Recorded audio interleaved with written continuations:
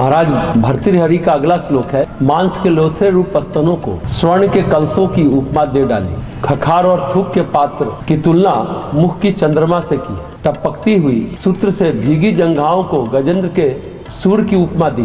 इस तरह स्त्रियों के निंदनीय रूप को कवियों ने जैसे बढ़ाकर कहा है, आश्चर्य है। भर्तृहरि कहते हैं कवि भी पागल हो गए, कैसे कवि हैं जो स्त्रियों की इतनी महिमा मंडन करते हैं। और भर्तृहरि खुद भी श्रृंगार शतक में यह बात कह चुके हैं, लेकिन अब याद नहीं है क्योंकि अब हो गए हैं योगी।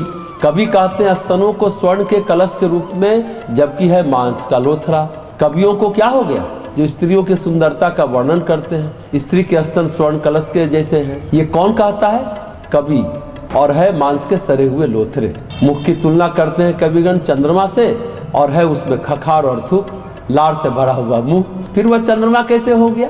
कवि ने स्त्री की जांघ को हाथी की सूंड की उपमा दी। केले का तना बताते हैं, मलमूत्र से भीगी हुई जंघा को ऐसी उपमा देना क्या ठीक है? स्त्रियों के अंगों के बारे में कवियों ने कैसा बढ़ा चढ़ाकर बखान किया है।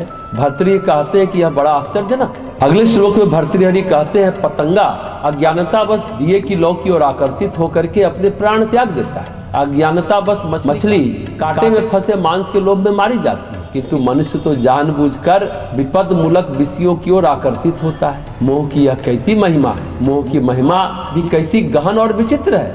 अग्नि की महिमा को न जानता हुआ पतंगा भले ही दिए कि ज्वाला में अपने आप को जला डाले, मछली भी ना जानकर बंसी में लगे हुए मांस को खा ले, चाहे फिर बंसी का कांटा गले में भले ही फंस जाए, पर वह मांस के मोह को छोड़ने के लिए तैयार नहीं। इस तरह अपने कामना इच्छा के विपत्ति रूपी जाल के जंजाल से युक्त जानकर भी हम लोग उन्हें छोड़ने के लिए तैयार नहीं। जानते हैं कि संसार महाविपत्ति है, फिर भी हम छोड़ने के लिए तैयार नहीं रहते। यह मोह की महिमा है कि ज्ञानी और विवेकशील मनुष्य भी कीट पतंगों और मछली की भांति अविवेकी होकर विषयों की ओर लपकता है और मारा जाता है।